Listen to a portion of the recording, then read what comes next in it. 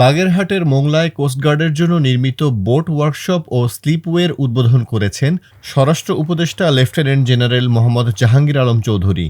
১৭ মে শনিবার দুপুরে দক্ষিণাঞ্চলের একমাত্র এই বোট ওয়ার্কশপ উদ্বোধন করা হয়। এই প্রকল্পের ভিত্তিপ্রস্তর স্থাপন করা হয়েছিল ২০২৪ সালের ১১ জানুয়ারি।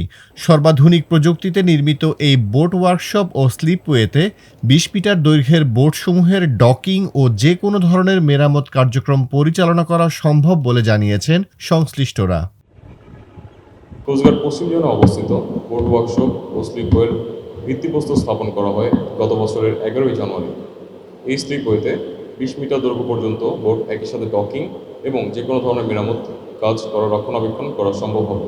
এটি অত্র অঞ্চলের প্রথম ও একমাত্র বোট ওয়ার্কশপ ও স্লিপওয়ে। এই বোট ওয়ার্কশপ ও স্লিপওয়েটি কোস্টগার্ড পশ্চিম জোনে অবস্থিত হলেও এখানে কোস্টগার্ডের পাশাপাশি বিজিবি, নৌবাহিনী, বন বিভাগ, মংলা পোর্ট, নৌ পুলিশ এবং বিএডব্লিউটি এর বোটসমূহের মেরামত কাজে সহযোগিতা প্রদান করা সম্ভবপর হবে।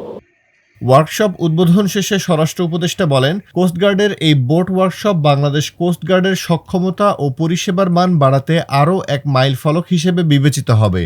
ভবিষ্যতে উপকূল রক্ষায় কোস্টগার্ডের সক্ষমতা আরও বাড়ানো হবে।